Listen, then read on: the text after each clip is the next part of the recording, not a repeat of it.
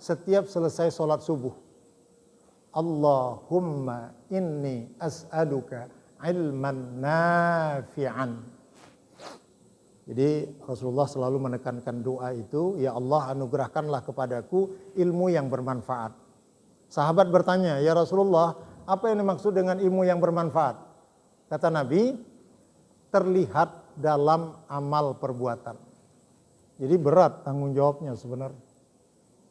Baik, terima kasih atas ucapan dan momen yang sudah diberikan. Kita masuk kepada materi. Mungkin materi nanti tidak selesai, satu kali pertemuan nanti bisa kita lanjutkan. Saya tidak setuju dengan menyamakan Islam wasatiyah itu dengan Islam moderat. Karena itu berbeda.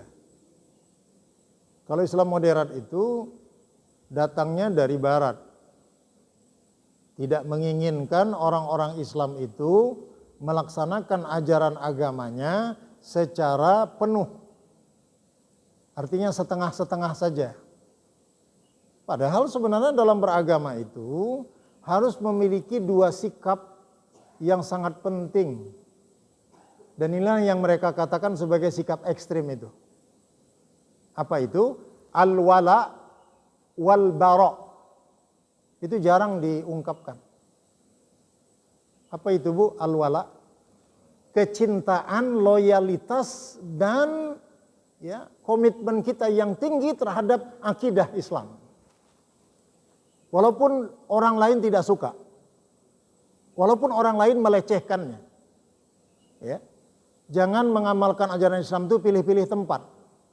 Itu namanya menggunakan banyak topeng. Masyarakat ini seperti ini pakai topeng ini. Ketemu lagi masyarakat yang lain pakai lagi topeng yang lain. Istilahnya untuk menyesuaikan diri dan adaptasi. Kalau soal akidah dan ibadah al-wala wal bara itu tidak bisa ditawar-tawar. Rasa cinta kita, loyalitas kita kepada Allah dan Rasul dan kebaikan-kebaikan Islam ya berupa perintah-perintah dan larangannya itu penuh kita laksanakan. Bagaimana contoh al-wala? Bilal bin Rabah yang hampir kehilangan nyawa. Kalau tidak dibebaskan oleh Sayyidina Abu Bakar Siddiq, itu nyawanya melayang. Kan yang diinginkan oleh mereka kembali lagi kepada kaumnya supaya ya meninggalkan ajaran yang sudah dia dapatkan dari Rasulullah. Tapi sampai kalimat ahad. Ahad. Ahad. Itulah yang dikatakan loyalitas itu, kecintaan. Hattal maut, sampai nyawa menjemput. Wala tamutunna illa wa antum muslimun. Lantas kalau yang barok itu apa? Berlepas diri. Bagaimana Nabi Allah Ibrahim alaihissalam yang memiliki ayah kandung tetapi berbeda akidah, beliau menyatakan, ana bariun, aku berlepas diri dengan engkau wahai ayahku. Karena aku diperintahkan menyembah Allah sedangkan engkau menyembah berhala. Jadi kalau dengan masalah-masalah akidah itu kita jangan berkompromi. Tidak boleh berkompromi. Ya.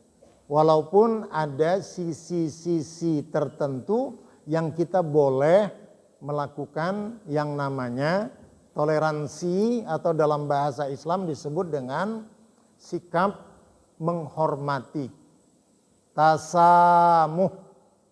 Tapi itu bukan masalah akidah dan ibadah, itu hanya dalam masalah muamalah duniawiyah yang kaitannya hubungan antar sesama manusia. Untuk titik ini saya mau beri contoh sedikit berdasarkan pengalaman real. Ya. Pada Jumat keempat yang lalu, saya lupa tanggalnya berapa, ya, kita ngajinya supaya ada contoh bagaimana konsekuensi kita sebagai orang yang beriman kepada Allah Subhanahu wa taala. Diundanglah saya dari seorang keluarga yang mumpuni, karena dia seorang konsultan ekonomi, suaminya, kita tidak sebut nama, istrinya pegawai di IBM Corporation. Jadi keluarga ini cukup berada secara ekonomi. Memiliki 2 anak putri. Ya. Yang tua sudah menikah, ya. Berarti dia punya menantu, tinggal di rumah itu. Yang bungsu memilih untuk tinggal di apartemen karena bekerja. Tidak tinggal di rumah. Ya. Karena di apartemen mungkin terlepas dari pengawasan orang tua. Dan saya lihat juga orang tuanya tidak memiliki sikap al-wala wal bara ini terhadap agama. Dia memilih beragama itu menggunakan paham demokratis. Ya, kalau dia sudah dewasa silakan memilih agama sesuai dengan keinginan mereka. Dan mereka bertanggung jawab sendiri atas agama yang dia anut. Ini satu contoh yang tidak boleh dimiliki oleh seorang ayah yang muslim membiarkan anak perempuannya seperti itu. Karena dalam Islam, anak perempuan itu tidak memiliki dirinya sendiri. Dia dimiliki oleh walinya. Mau atau tidak mau, suka atau tidak suka. Kenapa Allah mengirim wali nasab? Supaya wanita itu bisa diselamatkan secara agama oleh wali yang mengerti agama. Tapi saya lihat suasana rumahnya sewaktu saya diundang, ya, di dalam rumahnya saja ada 3 ekor anjing besar-besar. Kita tahu memelihara anjing itu boleh dalam rangka untuk menjaga, tapi tidak boleh masuk ke dalam rumah. Sahih hadisnya. Rumah-rumah muslim itu tidak boleh dimasuki oleh anjing. Tapi karena tadi cara berpikirnya demokrasi dan dia selalu menggunakan rasional, sehingga waktu saya mau keluar dikejar oleh anjing ini. Masya Allah, anjingnya besar sekali. Ya, saya sudah duga, kalau begitu ini tipikal keluarga yang tidak memiliki nilai-nilai keimanan dan keislaman yang kuat. Kembali lagi kepada anak yang bungsu, berpacaranlah dengan orang Batak yang beragama Protestan. Dengan ridhonya sewaktu berpacaran itu dia dibaptis. Masuk agama Kristen Protestan. Ya. Orang tuanya hadir dua-dua dalam acara pertunangan itu, ya, tentunya di gereja. Tapi sikap kakak tertua dan mantunya, ya, karena belajar agama dengan kohdonditan, dia tidak menghadiri acara pertunangan itu. Ya. Karena dia menganggap itu bagian dari liturgi. Liturgi itu ibadah. Ya. Di luar liturgi ada namanya seremoni. Jadi kalau seremoni nanti boleh dalam Islam, tapi kalau liturgi itu tidak boleh. Tadi seremoni itu dibolehkan oleh agama seperti 2 ayat yang dibacakan oleh imam kita tadi, surat Al-Mumtahanah ayat 8 dan 9. Bahwa kita boleh berbuat baik kepada yang bukan muslim tapi tidak menyakiti kita, itu boleh. Ya. Sesungguhnya Allah, innallaha yuhibbul muqsitin. Sesungguhnya Allah itu mencintai orang-orang Islam itu yang berbuat baik di tengah, ya, tidak ekstrim, kira-kira begitu. Karena sikap kakaknya itulah saya diundang, orang tuanya tersinggung karena kakaknya tidak menunjukkan sikap bahagia pada saat hari bahagia adiknya yang bungsu. Karena agama menurut ayahnya, pemahaman anaknya yang tertua itu pemahaman yang sesat. Enggak gitu juga kali. Nah, kata mungkin bapaknya seperti itu. Ibunya juga ngotot seperti itu. Kamu itu harus menunjukkan rasa sayang kamu kepada adikmu. Ini kamu kemarin waktu acara pertunangan juga kamu tidak hadir. Bagaimana kamu dikatakan sebagai seorang muslim yang baik, Kebalik ya? Balik. Itu susahnya kalau manhaj Islam itu tidak tepat. Jadi orang yang benar disalahin, orang yang salah dibenarin. Kita masuk yang kedua. Mungkin ini mewakili ya kalau ada yang masih bersikap agama itu boleh-boleh saja. Itu yang intinya yang ingin saya tekankan. Dihadirkannya saya itu dalam rangka untuk melunakkan sikap kakaknya Tasya dan menantunya Ari. Supaya mengubah sikapnya. Bagaimana seorang dai dihadirkan untuk membenarkan yang salah. Itu istiqomah kita dipertanyakan itu. Maka saya mulai ketika itu, pertama, Islam merupakan agama para nabi dan rasul sebelum Nabi Muhammad, dengan catatan ya Islam itu merupakan agama yang satu-satunya diturunkan oleh Allah. Yahudi dan Nasrani itu merupakan penyimpangan. Saya mulainya dari situ. Saya ungkapkan ayat-ayatnya semua.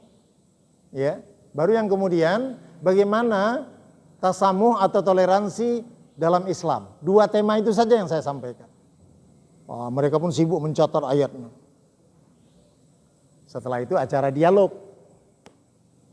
Ya, pertama-tama saya tanya kepada bapaknya, Pak, ya bagaimana sejarahnya sehingga ya anak bungsu ini bisa dibaptis? Coba Cak, ringan saya jawabnya. Ya biasalah pacaran, jatuh cinta, kemudian ya dibaptis. Segitu saja saya bilang, iya. Padahal sebenarnya ayah karena wali dari anak perempuan bertanggung jawab ya tentang akidahnya. Itu beratnya kita sebagai seorang ayah. Walaupun sebenarnya anak laki-laki sama saja, tetapi yang lebih berat itu anak perempuan. Ya kalau dia cinta mau dibilang apa? Cuma gitu dia bilang. Ya. Jadi maksudnya Pak, ya saya maksudkan supaya Tasya dan Ari bisa menghadiri nanti acara pemberkatan tanggal 1 November di gereja. Ya. Maka kalimat yang keluar dari anak yang tertuanya, Pak, tolong juga kami menghargai sikap dan pendapat papa dan mama serta adik kami. Tapi tolong juga hargai sikap dan ya akidah yang kami tunjukkan. Wah, ini luar biasa. Jadi saya bilang, Pak, kalau begitu Bu, berdamai saja dengan keadaan. Karena sudah terjadi. Bapak dan Ibu jangan memaksa Tasya dan Ari untuk mengikuti keinginan Ibu. Karena itu ada sesuatu yang dia langgar. Ya. Biasanya seorang dai kalau diundang karena akan dikasih amplop, pasti dia berpihak kepada yang undang. Kalau saya nggak peduli. Ya. Karena Bapak salah, saya katakan. Ya. Oleh karena itu, tolong dihormati dan dihargai ketika tanggal 1 November nanti, Ari dan Tasya kalau tidak mau hadir karena di situ pemberkatan. Acara pemberkatan itu kategorinya bukan seremonial, itu liturgi, itu ibadat. Akhirnya debat pada hari Jumat itu tidak selesai, masing-masing mengambil sikap. Ya, jadi kita hanya memberikan apa yang digariskan di dalam agama. Ya. Alhamdulillahnya Ari dan Tasya karena ada prosesi resepsi adat di hotel, mereka menyatakan kalau prosesi pernikahan secara adat di hotel sebagaimana resepsi biasa, kami akan datang. Ya, itu memang tidak dilarang dalam agama. Kita pun kalau ada tetangga kita, teman kerja kita, kemudian juga kerabat kita yang pindah agama, maka kita diperintahkan juga untuk berlaku baik dalam urusan agama. Surat Luqman ayat 15. Wa in jahadaka ala an tusyrika bi ma laysa laka bihi ilmun fala tuti'huma wa sahibhuma fid dunya ma'rufa. Ya, jika kedua orang tuamu yang berbeda agama itu mengajak kamu untuk mempersekutukan Allah dengan sesuatu, maka jangan kamu ikut, tolak. Tetapi dalam urusan-urusan dunia, maka perlakukanlah kedua orang tuamu dengan baik. Dari ayat surat Luqman ayat 15 ini, maka kalau yang sifatnya undangan resepsi pernikahan, cuma kita pastikan saja makanan yang diberikan kepada kita itu halal. Tapi biasanya saudara-saudara kita sudah tahu, ya, jangan dikasih yang haram, kita nggak bisa makan. Nah, kalau hal-hal seperti itu, ya. Sampai juga prosesi hari-hari besar, ini pendapatnya tidak satu. Kalau saya secara pribadi, saya tidak mengucapkan. Tapi mungkin Bapak Ibu ada posisi tetangga yang dia selalu mengucapkan, bagaimana kita tidak mengucapkan. Atau posisi teman dekat, atau posisi tempat kita bekerja.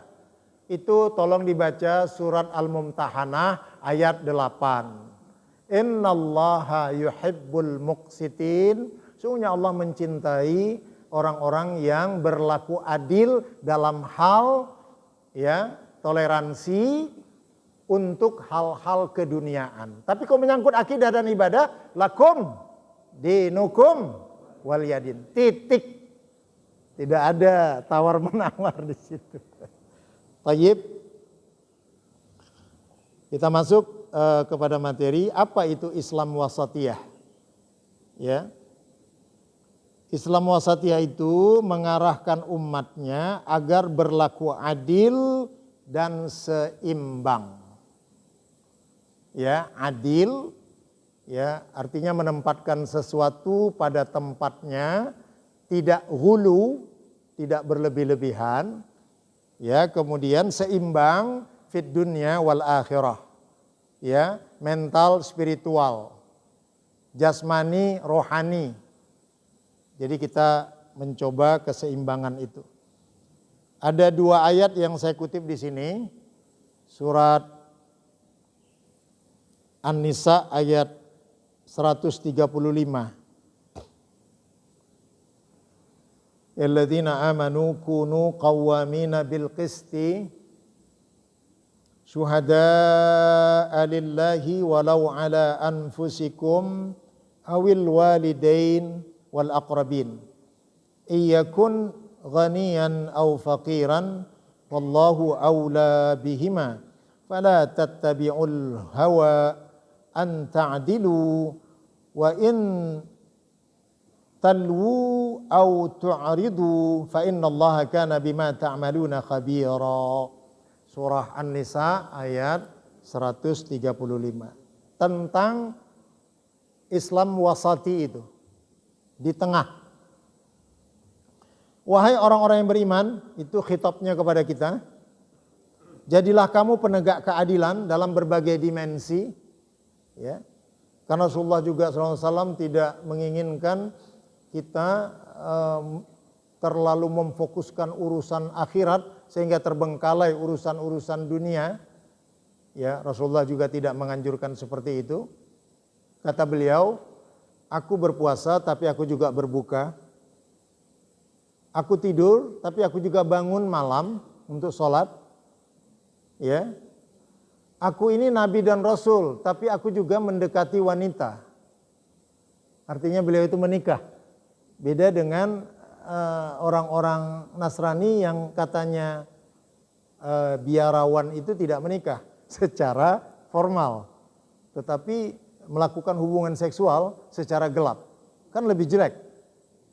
Karena itu memang menentang fitrah. Ya. Jadi keseimbangan itu diungkapkan oleh Rasulullah SAW. Keadilan itu diterapkan walaupun terhadap dirimu sendiri atau terhadap ibu bapak dan kaum kerabatmu. Ingat apa kata Rasulullah soal penerapan hukum kepada putrinya? Ya, lau Fatimata binti Muhammad saraqat laqata'tu yadaha. Seandainya Fatimah binti Muhammad itu mencuri, niscaya aku akan potong juga tangannya. Artinya kalau potong tangan berlaku untuk orang-orang mukmin secara umum, maka tidak ada privilege yang diberikan kepada anak Rasulullah. Kira-kira begitu. Nah, kita sekarang kan hukum itu sering, mohon maaf Pak Ahmad, ya, tajam ke bawah, tumpul ke atas. Itu yang tidak dibenarkan di dalam ajaran agama kita. Itu artinya tidak wasati itu. Ya. Jika dia yang terdakwa itu kaya ataupun miskin. Nah, ini dia. Kalau kaya, hukum itu bisa dibeli. Kalau miskin, Masya Allah. Ya, ada nenek-nenek yang mencuri beberapa buah, apa itu? Kakao. Atau mencuri beberapa batang kayu. Itu dihukum. Ya, jadi ini satu penerapan hukum yang kita nilai sebagai sesuatu yang tidak tepat. Maka Allah lebih tahu kemaslahatan kebaikannya. Maka janganlah kamu mengikuti hawa nafsu karena ingin menyimpang dari kebenaran. Dan jika kamu memutarbalikkan kata-kata atau enggan menjadi saksi, maka ketahuilah Allah Maha mengetahui terhadap segala apapun yang kamu kerjakan. Sangkin menyentuhnya surat An-Nisa ayat 135 ini konon ya, jaksa agung yang fenomenal dulu yang pernah kita tahu, ya, Bismar Siregar, ya, itu menempelkan ayat ini di dalam kamarnya supaya selalu dibaca. Maka kita tahu Bismar Siregar itu merupakan tokoh kejaksaan yang sangat lurus. Ya. Kita beruntung ada lagi Baharudin Lopa juga mengakui dia menuliskan ayat ini untuk selalu dibaca. Itu jaksa agung yang selalu kita kenal. Siapa yang tidak kenal dengan Baharudin Lopa? Yang konon kabarnya dibunuh secara silent ketika dia melakukan perjalanan ke Arab Saudi.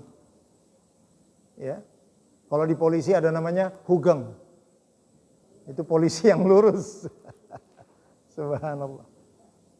Saya dengar-dengar sekarang jaksa agung yang sekarang yang mengembalikan uang korupsi sebesar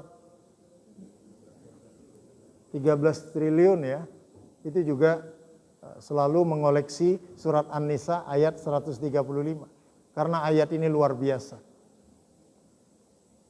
Katanya uang segitu itu bisa menyelamatkan dan membangun perkampungan nelayan ya, sehingga bisa menjadikan kaum nelayan itu 5 juta orang hidup layak. Saya setuju dengan Pak Prabowo karena saya juga dari kampung nelayan. Tolong lihat, kampung nelayan itu nggak ada yang layak. Jadi nampaknya tahun kedua pemerintahnya ini akan dibangun perkampungan nelayan di seluruh Indonesia. Sebenarnya nelayan itu ada saudara dekatnya, petani. Petani yang bukan petani ini ya. Petani nelayan itu kehidupannya sangat minim. Ya, jadi uang sebanyak itu konon itu dapat menyelamatkan ya warga sejumlah 5 juta warga bisa tinggal di rumah yang layak. Di situ bahayanya dan di situ jeleknya korupsi itu. Ya. Mudah-mudahan semakin banyak yang sadar mengembalikan uang negara yang dikorupsi. Ya, sehingga rakyat kita akan semakin baik kehidupan ekonominya. Keadilan berikutnya surat Al-Maidah ayat 8.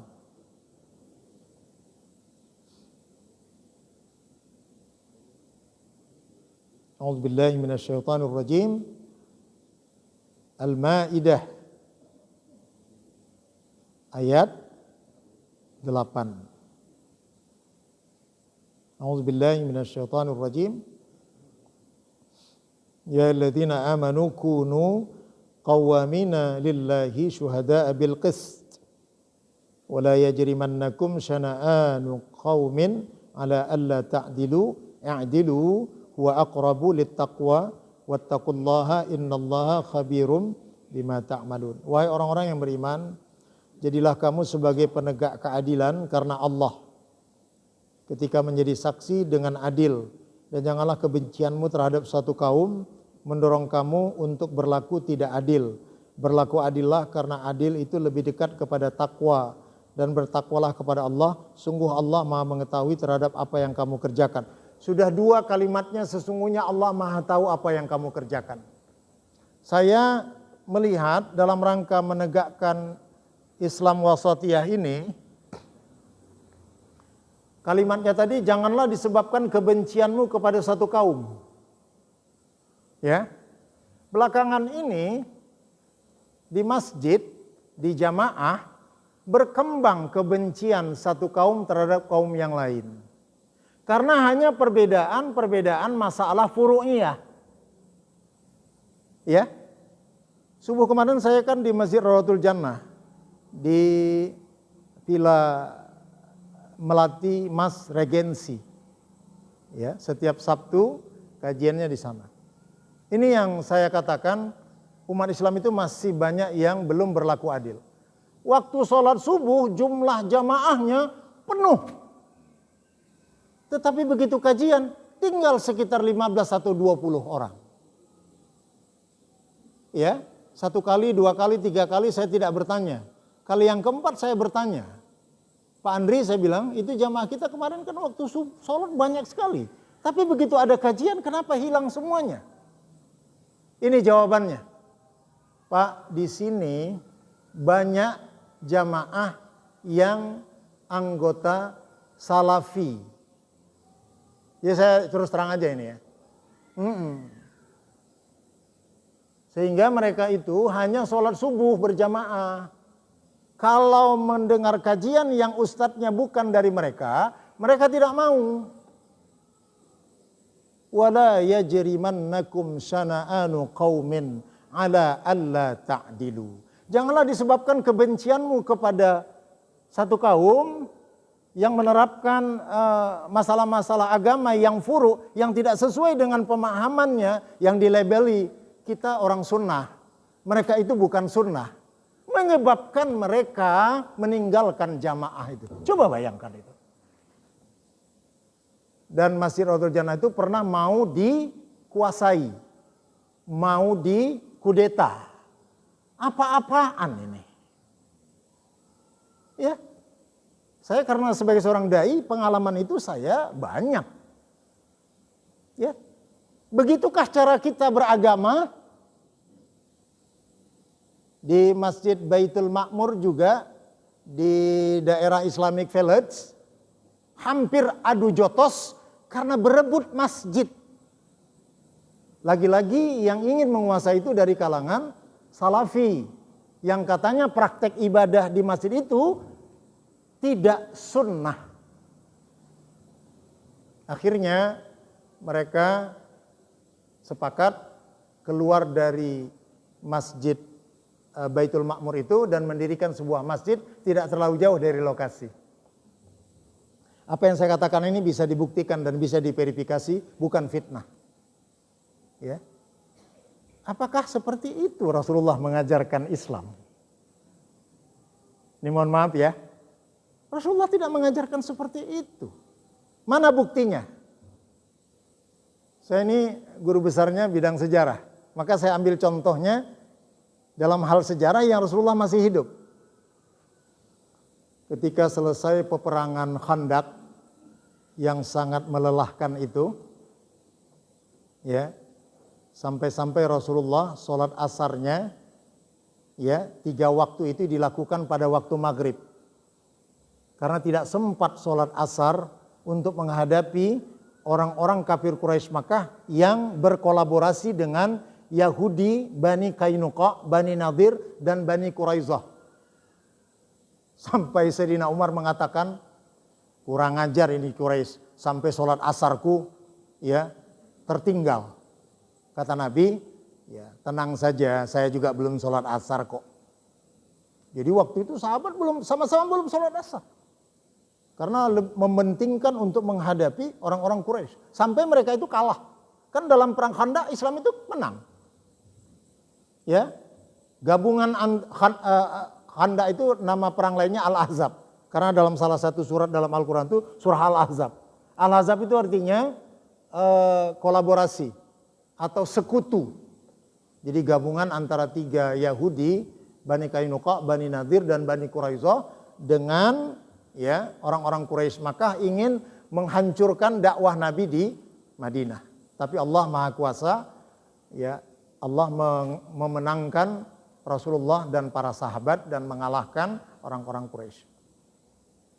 Maka Rasulullah berwudu dan dilakukanlah sholat asar di waktu maghrib, sholat maghrib di waktu maghrib sendiri, dan ya sholat isya pun dilakukan di waktu yang sama. Atau ada yang mengatakan sampai waktu isya.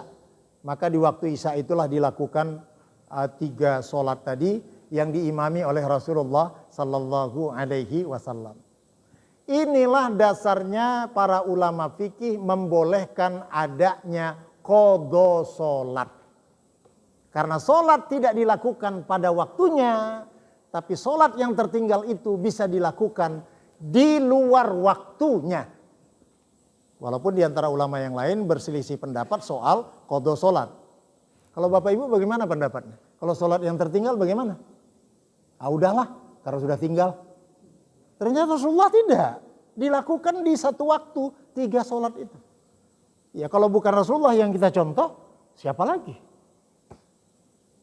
Cuma pasti ibu-ibu mengatakan nggak tahu Pak Ustadz, berapa rakaat yang tertinggal. Karena sudah terlalu lama. Maka ada jamaah saya, ya, seorang dokter mata di Medan. Kalau dia praktek itu pasiennya sebel karena sholatnya lama sekali. Nah, dia rupanya setiap sholat itu 2 kali, zuhur 2 kali, yang satu adaan, yang satu qadhaan. Karena dia tidak tahu mana yang tinggal, pokoknya dia double. Ya, maghrib pun begitu, yang adaan, yang pada waktunya, kemudian dia sholat lagi yang qadhaan. Habis itu zikir lagi, ya. Nah, jadi dia itu cara dia seperti itu untuk mengqadha sholat-sholat yang tertinggal. Kalau orang sholatnya sekali, dia sholatnya 2 kali. Itu salah satu cara bagi kita untuk mengganti sholat-sholat fardu yang sudah tertinggal. Kita kembali kepada cerita, ya, bagaimana Rasulullah SAW bersikap, ya, wasatiyah, ya, tidak ekstrim dan tidak mau menang sendiri. Itu namanya sikap kita itu adalah sikap yang di luar wasatiyah. Ya. Baru saja Rasulullah sampai ke rumah, ya, dari perang Khandaq, ya, mandi, ya, sudah dalam keadaan baru siap-siap seperti itu, baru membuka baju besinya, meletakkan tombaknya, dan beliau mandi. Setelah berganti pakaian sudah rapi, turunlah Jibril membawa berita. Ya Muhammad, sesungguhnya Yahudi Bani Quraisyah sudah bersiap-siap akan menyerangmu, ya, maka hadapilah mereka. Jadi yang memberitahu itu Jibril. Maka Rasulullah tahu juga para sahabat ada yang sudah sampai ke rumah dari perang Khandaq, ada yang masih di lokasi, ada yang masih di masjid, ya. Maka pada waktu itu waktunya waktu asar, hari berikutnya setelah perang Khandaq, ya. Atau ada yang mengatakan, ya, selesai waktu zuhur peristiwa itu. Ya, maka kata Nabi, Yahudi Bani Quraisyah akan menyerang kita. Maka bergegaslah kalian menuju perkampungan Bani Quraisyah. Maka aku minta jangan ada yang sholat asar sebelum kalian sampai di perkampungan Bani Quraisyah. Itu pesan Nabi. Ya, itu namanya pesan itu teks. Konteksnya apa? Oh, mungkin Rasulullah ya memerintahkan kepada kita untuk mempercepat langkah kita supaya sebelum sampai habis waktu asar kita sudah sampai di perkampungan Bani Quraisyah. Itu konteks, itu pemahaman dari para sahabat terhadap perintah Nabi yang mengatakan jangan ada yang sholat asar sebelum sampai di perkampungan Bani Quraisyah. Sementara pendapat yang kedua, ini ya, Pokoknya jangan sholat asar sebelum sampai di perkampungan Bani Quraisyah. Itu kata Nabi. Ya, soal waktunya masih ada atau sudah lewat itu jangan dipersoalkan. Itu pendapat yang dikatakan pendapat teks. Pertanyaan saya, mana yang benar di antara dua pendapat ini? Yang konteks atau yang teks? Di sini kita selalu menyalahkan antara satu dengan yang lain. Begitu juga para sahabat ketika itu. Sebagian ada yang sholat di perjalanan karena waktu asar sudah masuk. Tentu itu melanggar apa yang dititahkan Nabi secara teks. Ya, karena perintah Nabi secara teks di mana? Di perkampungan Bani Quraisyah. Kemudian, ya, itu secara konteks. Maaf, karena maksud Nabi mungkin supaya kita mempercepat langkah kita sebelum sampai di perkampungan Bani Quraisyah. Begitu masuk waktu asar, kita sholat saja. Yang sholat di perjalanan itu memahami perintah Nabi tadi itu secara ya konteks. Tetapi yang sudah sampai di perkampungan Bani Quraisyah pada waktu itu sudah masuk waktu Isya. Ya, maka di sanalah mereka melaksanakan sholat asar, maghrib, Isya. Karena yang di sana itu teks, tidak mau berubah sedikit pun apa yang disampaikan Rasulullah. Kan jadi perbincangan di kalangan para sahabat, mana yang benar? Apakah yang melakukan sholat di perjalanan atau yang melakukan sholat di perkampungan Bani Quraisyah? Saya ingin menegaskan betapa Rasulullah itu memiliki sikap wasatiyah. Dua-duanya dibenarkan oleh Rasulullah sallallahu alaihi wasallam. Coba kita sekarang langsung keluar senjata sesat. Padahal persoalannya persoalan furu. Kenapa saya katakan persoalan furu? Khilafiyah. Karena ada dalil tapi berbeda dalam mengamalkan dalil. Dalilnya apa? Jangan kalian sholat melainkan sudah sampai di perkampungan Bani Quraisyah. Prakteknya ada yang melakukan sholat di jalan, ada yang melakukan di perkampungan Quraisyah. Jadi sebenarnya yang berbeda adalah pemahaman. Tidak melanggar perintah Rasulullah. Maka yang dikatakan khilafiyah itu adalah ada dalil tapi berbeda dalam memahami dalil. Ya, jadi hal-hal seperti ini yang kita katakan tadi sebagai sikap yang toleran. Sikap toleran itu diperlukan di dalam beragama. Jangan seperti sikap buruk jamaah Rodatul Jannah tadi. Begitu kita mulai ceramah, dia berombong-rombongan meninggalkan masjid. Emangnya yang ceramah ini bukan muslim? Emangnya yang disampaikan oleh penceramah ini temanya apa? Saya membawakan tafsir surat Ar-Rum. Ya, tapi ada doktrin yang ditanamkan di kalangan mereka itu. Ya, lihat di mana kamu mengambil agamamu. Itu yang repot. Ya, berhati-hatilah mengambil agama dari orang yang kamu ikuti. Nah, doktrin itu dibuat di sana. Saya tahu. Jadi kalau begitu, kamu ngajinya di mana? Di sini. Ustadznya siapa? Si Polan. Oh, jangan. Itu persoalannya. Bukankah ini menciptakan perpecahan di tengah-tengah umat? Harusnya kita menyatakan, ya, mendengar dan mengambil satu pengkajian, ya, kemudian kita ambil sesuatu yang terbaik, manakala itu disandarkan kepada kitab Allah dan sunnah Rasul. Ya. Jadi karena sasarannya ini masyarakat Islam yang tidak memiliki ruang dialog, ya, maka yang mau mengikuti doktrin-doktrin seperti itu adalah dari mereka-mereka, mohon maaf ya, yang basic ilmu keagamaannya itu tidak kuat. Mereka itu biasanya dari latar belakang pendidikan umum. Saya punya bukti. Ada satu masjid di Emerald, di Bintaro, itu tadinya yang meresmikan adalah Habib Nopel. Habib Novel.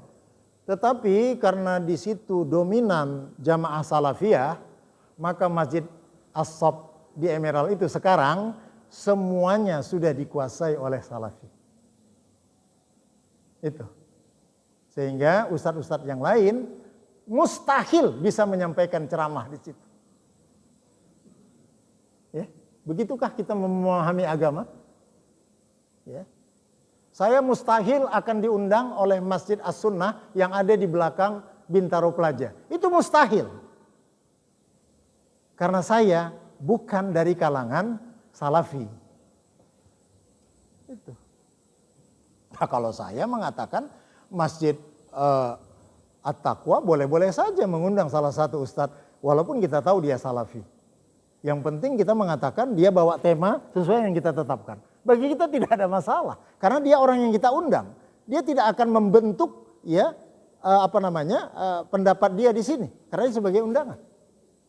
Dan sebenarnya semangat kita beragama untuk mengubah dan untuk mengganti satu manhaj agama itu tidak baik.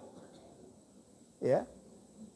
Karena seolah-olah kita kebenaran itu datang dari satu saluran saja. Ya. Maka kalau target dia mengubah di suatu masjid itu tidak tercapai, maka dia akan meninggalkan masjid itu. Coba perhatikan. Ya, kalau targetnya itu tercapai, maka itu akan tetap di sana. Dan ada beberapa peristiwa lagi dalam satu kajian subuh di satu masjid di sekitar Pamulang, saya tidak sebutkan masjidnya, yang mengundang saya ketika itu DKM. Saya hadir subuh. Ya. Semestinya yang mengimami sholat subuh itu adalah saya. Dan ini sudah dikode oleh DKM. Subhanallah, secepat kilat datang dari belakang, langsung menyalip, langsung ke depan. Saya tahu ciri-cirinya, berjenggot, celana cingkrang. Dan saya duga pada saat rakaat kedua tidak kunut dan pada saat salam tidak memimpin doa secara berjamaah. Kenapa saya disalib secepat kilat itu? Karena mereka takut sholat yang saya pimpin, bismillahnya jahar, dan di rakaat kedua saya pakai kunut, dan mungkin di saat selesai sholat, salam saya akan membaca zikir secara berjamaah. Itulah yang ditolak. Seolah-olah itu perbuatan haram. Karena pakai dalil kullu bid'atin dhalalah wa kullu dhalalatin finnar. Padahal sebenarnya perintah kunut itu ada walaupun prakteknya berbeda. Kalau begitu kunut itu adalah sesuatu yang khilafiyah, bukan bid'ah. Ya kan? Perintah zikir dan doa jelas. Cuma ada yang masing-masing, ada yang berjamaah. Itu kan sama dengan perintah sholat asar di Bani Quraisyah atau yang di jalan tadi. Jadi kalau ada dalil tapi berbeda dalam prakteknya, that's no problem. Tidak ada masalah. Itulah cara kita untuk memahami agama itu secara wasatiyah. Ya. Jadi di masjid-masjid yang keadaan jamaahnya itu kaku, tidak saling berjabat tangan, tidak saling mendoakan, itu biasanya ciri-ciri jamaah yang menganut paham seperti itu. Ada juga sebenarnya yang sudah lama, misalnya Muhammadiyah atau Persis, itu sudah lama ada. Tapi maaf ya, Persis dan Muhammadiyah ini masih bisa berdialog dan bisa bersosialisasi dengan NU. Tapi itu tidak akan pernah bisa terjadi kalau sudah menyandang predikat Salafi atau Wahabi. Saya tidak mengatakan itu jelek. Ya, karena itu manhaj Islam yang diklaim sebagai ya berasal dari Rasulullah dan salafus salih. Yang saya kritik apa? Akhlak. Ya, akhlaknya yang saya kritik sebenarnya, bukan soal itu. Tidak mungkin kita akan bisa melaksanakan ajaran agama kita dengan baik kalau cara pemahaman kita seperti itu. Baik, saya kembalikan ke Pak Ahmad sebagai moderator untuk kita berdialog. Mudah-mudahan dengan dialog ini kita bisa memahami tema Islam Wasatiyah sebagai perekat ukhuwah Islamiyah. Jadi kita ingin itu. Falyatafaddal mashkur. Alhamdulillah, terima kasih Pak Ustaz atas pemaparannya. Baiklah, kita buka untuk pertanyaan dari jamaah. Saya akan dahulukan terlebih dahulu dari ibu-ibu. Ladies first. Ada ibu kira-kira? Ada ya? Silakan Bu.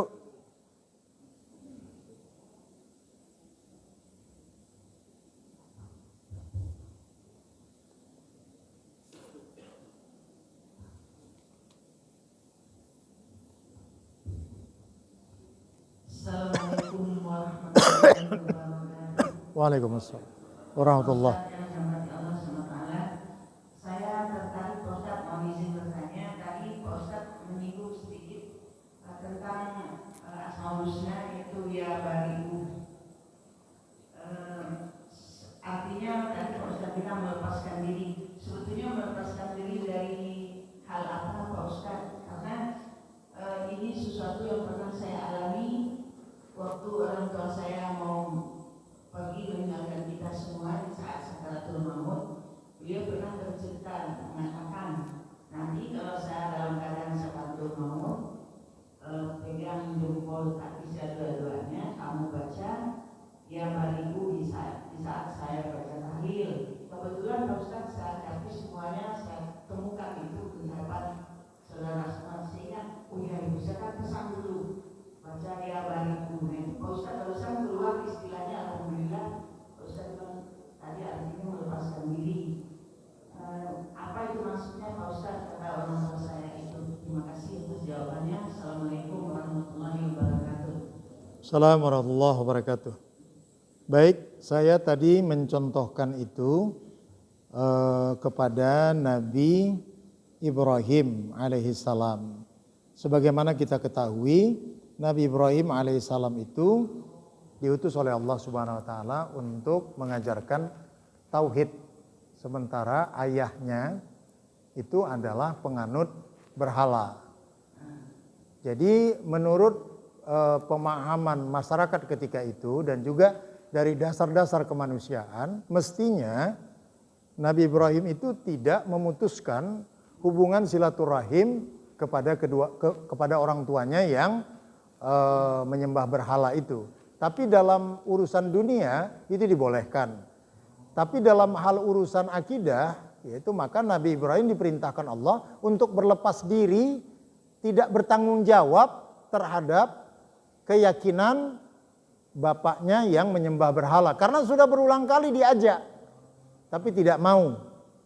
Jadi konteks yang diamalkan oleh orang tua ibu sebenarnya adalah kita berlepas diri ya dari hal-hal yang dapat mempersekutukan Allah pada saat kita akan menghadap Allah Subhanahu wa taala pada saat sakratul maut. Artinya betul-betul berkonsentrasi dalam lafaz talqin itu la ilaha illallah.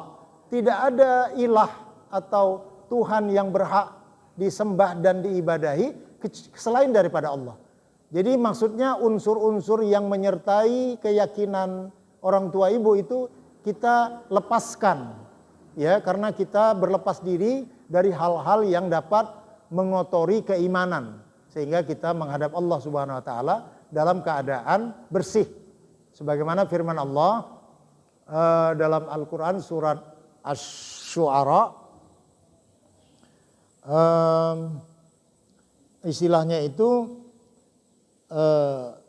yauma la yanfa' malun wala banun.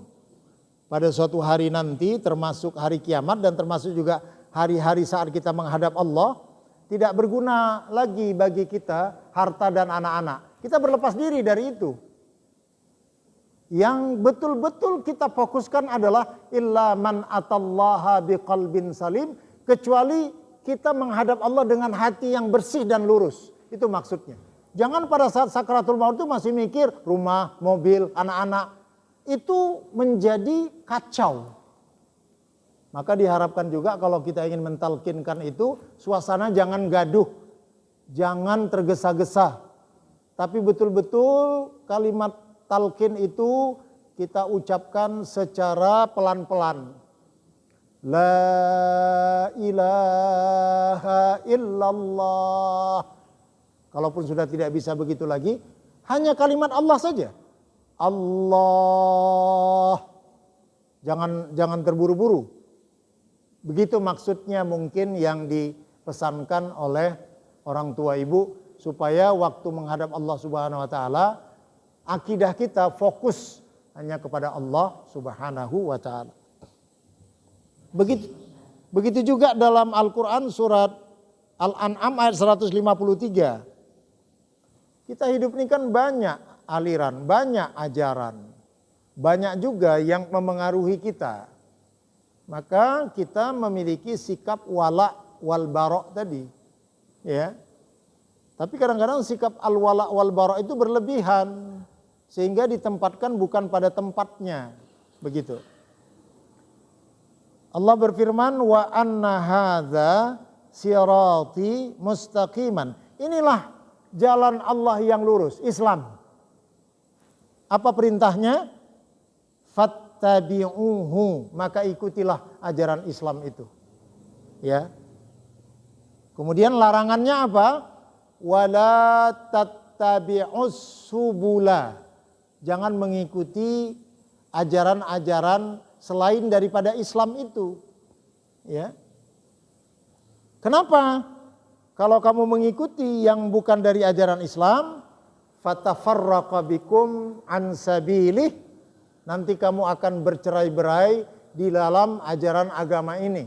Dzalikum wasaqum bihi la'allakum tattaqun. Demikianlah masalah yang penting ini kami wasiatkan supaya kamu betul-betul menjadi orang yang bertakwa.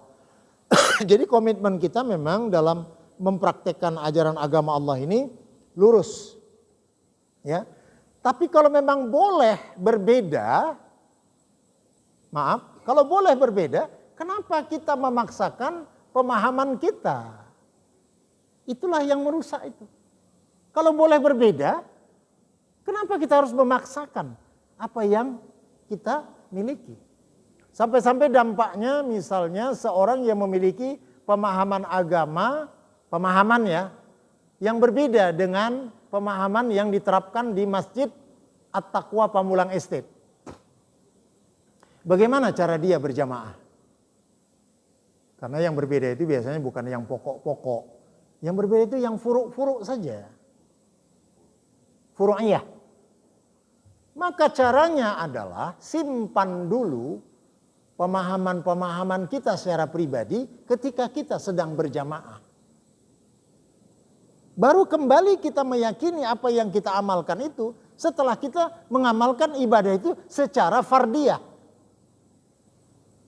Kalau kita memaksakan masjid yang sudah ada DKM-nya itu sesuai dengan keyakinan kita, maka fungsi kita bukan sebagai jamaah tetapi sebagai provokator yang akan merusak, ya.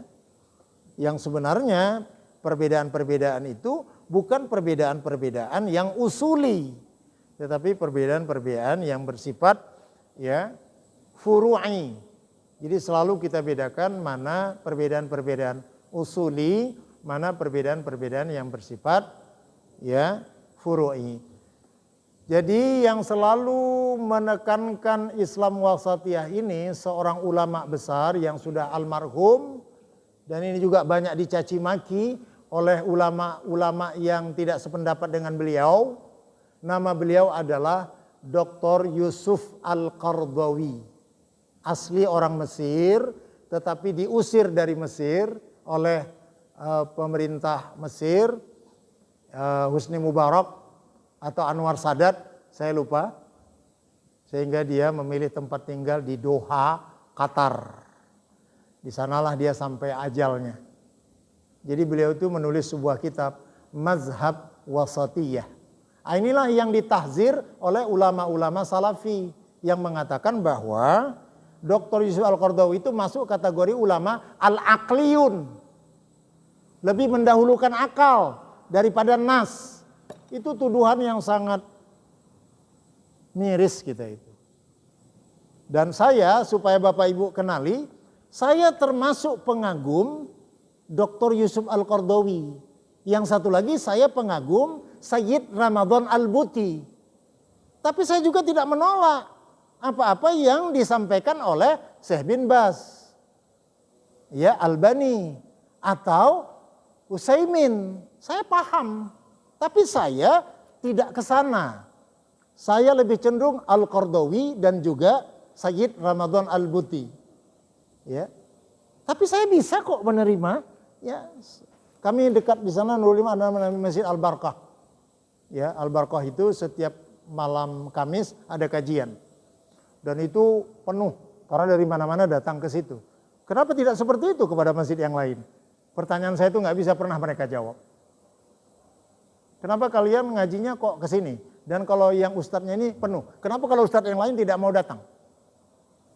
Karena katanya kami diperintahkan untuk memilih di mana tempat kami mengambil sumber agama. Wah, kita merasa dihinakan itu bahwa kita ini bukan referensi. Nggak boleh begitu beragama, ya. Kalau kita beragama arahnya ke sana, lebih baik kelompok itu ditinggalkan saja. Ya. Karena selama ini ramah, suka senyum, rajin bersalaman, begitu ngaji ke sana sudah tidak hilang keramahannya. Muka sudah bengis terus dan tidak lagi mau bersosialisasi. Kepada orang tua pun dia kritik. Hal seperti ini selalu saya tekankan di mana-mana supaya kita tidak terjebak kepada kelompok-kelompok yang seperti itu. Jadi waktu saya menghadiri undangan ketika peresmian Masjid Agung Discovery yang di Bintaro, itu yang hadir Menteri Agama langsung, Profesor Nasaruddin Umar, yang juga ini banyak ditahzir oleh ulama-ulama yang sana tadi. Karena dikatakan dia ini liberal segala macam. Atau dia ini macam-macam lah. Satu lagi, Kiai Haji Sayyid Agil Munawar. Jadi dua orang profesor pada waktu itu mewanti-wanti supaya DKM Masjid Discovery jangan sampai ya disusupi oleh paham-paham salafi ini. Karena tipikal salafi ini biasanya belum puas kalau dia belum mengkudeta masjid itu. Itu. Saya nggak tahu ajaran dari mana itu. Dan kalau gagal mengkudeta baru mereka buat masjid. Tapi kalau masih bisa mengkudeta, biasanya masjid itu dikudeta. Jadi untuk bapak-bapak di sini juga itu berhati-hati. Kita bersikap baik saja, tapi dalam titik ini jangan, ya, nggak boleh. Ya. Sudah banyak masjid yang diubah menjadi pola seperti itu. Jadi kalau bapak-bapak nanti datang ke satu kota, ada namanya Kota Pekanbaru Riau. Itu di Pekanbaru Riau itu mayoritas katakan itu salafi. Ya. Dan cara mereka merekrut ya jamaah itu lebih banyak kepada para pengusaha-pengusaha kaya. Ya.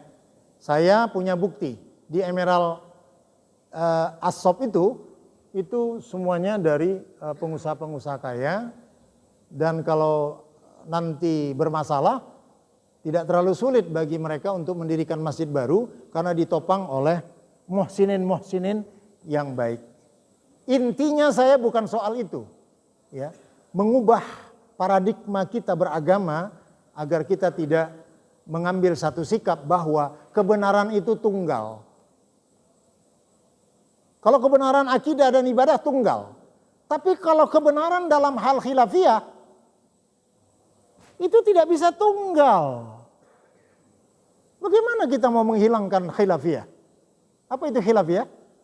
Ada dalil tapi berbeda dalam memahami dalil. Mana buktinya bahwa ulama kita berbeda dalam masalah khilafiyah? Ada 4 ulama mujtahid. Bapak Ibu, apakah sama semua pendapat Hanafi, Maliki, Syafi'i, Hambali, apakah sama? Tidak. Tapi apakah mereka bertengkar? Tidak. Itu hanya sarana untuk mendapatkan ilmu, tapi kita bisa menerapkan ilmu itu sesuai dengan prinsip-prinsip syariah. Bagaimana pendapat Ustadz soal khurafat, tahayul, bid'ah? Itu silang merah, itu memang tidak ada diajarkan dalam agama. Iya kan? Tahayul, khurafat, bid'ah. Tolong dipahami dulu ini maknanya ini apa. Dan itu memang dilarang dalam agama. Tapi jangan semua perilaku umat Islam yang tidak sesuai dengan kita beri label tahayul, khurafat, dan bid'ah. Itu yang salah. Saya mau kasih tahu, apa itu ahlul bid'ah? Dari mana kita tahu ahlul bid'ah? Ahlul bid'ah ini keluar dari 4 ulama mujtahid itu. Hanafi mengatakan hati-hati dengan ahlul bid'ah. Malik mengatakan hati-hati dengan ahlul bid'ah. Kemudian Syafi'i juga mengatakan hati-hati dengan ahlul bid'ah. Imam Ahmad lebih-lebih lagi, hati-hati dengan ahlul bid'ah. Pertanyaannya menurut mereka, siapa itu ahlul bid'ah? Syiah, Rafidah, Mu'tazilah, Zindik, ya, Khawarij. Itu yang ahlul bid'ah. Bukan orang yang baca qunut yang ahlul bid'ah. Bukan orang yang zikir bersama ahlul bid'ah. Menurut siapa? Menurut ulama mujtahid tadi. Jadi kadang-kadang terjemahan kita sudah terlalu jauh sehingga kita mengkapling. Ini ahlus sunnah, ini ahlul bid'ah. Itu yang menyebabkan kita kadang-kadang menjadi bertikai. Itulah yang saya katakan tadi, bagaimana kita bisa memahami konsep-konsep yang diajarkan kepada kita. Mungkin sampai di situ dulu kajian kita, mudah-mudahan bermanfaat. Lebih dan kurang saya mohon maaf. Dan saya kembalikan lagi kepada Pak Ahmad sebagai moderator. Terima kasih Pak Ustadz atas kajiannya, tanya jawabnya. Semoga kita memiliki pemahaman terkait dengan materi kita pada hari ini. Karena waktu juga hendak menuju pukul 6 pagi, maka kita tutup kajian kita ini dengan doa dari Pak Ustadz. Silakan Pak Ustadz. A'udzubillahi minasyaitonirrajim. Bismillahirrahmanirrahim. Alhamdulillahi Rabbil Alamin. Hamdan yuafi ni'amahu wa yukafi'u mazidah. Ya Rabbana lakal hamdu kama yanbaghi li jalalikal karim wa li azimi sultanik. Allahumma salli ala Muhammad wa ala ali Muhammad wa sallim wa radiyallahu tabaraka wa ta'ala an kulli sahabati Rasulillahi ajma'in. Allahumma fir lana dhunubana wa liwalidina warhamhum kama rabbawna sighara. ولجميع المسلمين والمسلمات والمؤمنين والمؤمنات الأحياء منهم والأموات برحمتك يا أرحم الراحمين. اللهم إنا نسألك الهدى والتقى والعفاف والغنى. اللهم أصلح لنا ديننا الذي هو عصمة أمرنا وأصلح لنا دنيانا التي فيها معاشنا وأصلح لنا آخرة التي إليها معادنا واجعل الحياة زيادة لنا في كل خير واجعل الموت راحة لنا من كل شر. ربنا تقبل منا إنك أنت السميع العليم وتب علينا إنك أنت التواب الرحيم. ربنا آتنا في الدنيا حسنة وفي الآخرة حسنة وقنا عذاب النار بفضلك سبحان ربك رب العزة عما يصفون سلام على المرسلين والحمد لله رب العالمين. إلى اللقاء مع السلامة والعفو منكم والسلام عليكم ورحمة الله وبركاته.